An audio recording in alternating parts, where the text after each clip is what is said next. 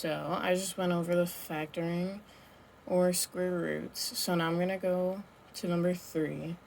And I can see that you know how to do the adding and the subtracting uh, with imaginary numbers. So it was just the multiplying that was kind of wonky, which I get.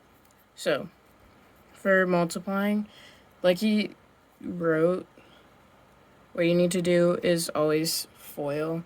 Whenever you see I, you can think of it kind of like how x is, like a variable. So you know that you would have to like distribute and distribute that. So that's what I'm going to do. So 2 times negative 4, negative 8. 2 times negative 3i, negative 6i. 5i minus 5i times negative 4, negative 20i. And 5i times negative 3i minus 15 times negative 1. You did that, yeah.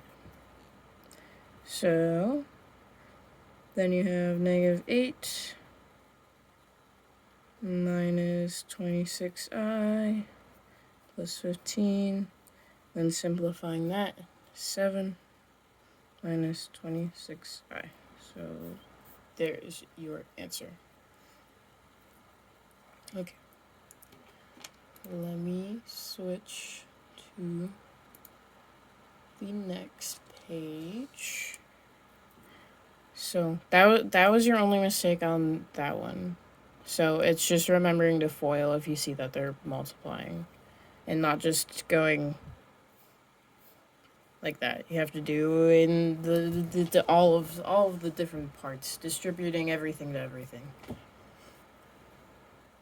Okay. So then next thing you got points off on was the completing the square.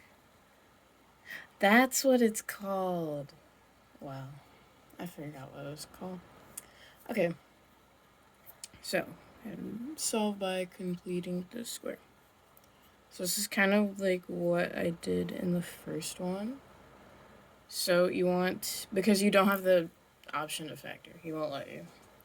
We're going to get all the x's on one side and then get this number on the other side. So then, to complete the square, take this number, divide by 2, that's 8. And then you square it, 64 equals 22. And then when you do to one side, you do the other, plus 64. Then you take x, take this number, because this is positive, you're adding 8 squared equals, adding this, 86. And then, yeah, the only thing that you did wrong, I'm pretty sure,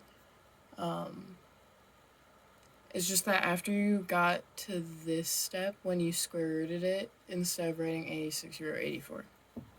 That was literally all. So then you have plus or minus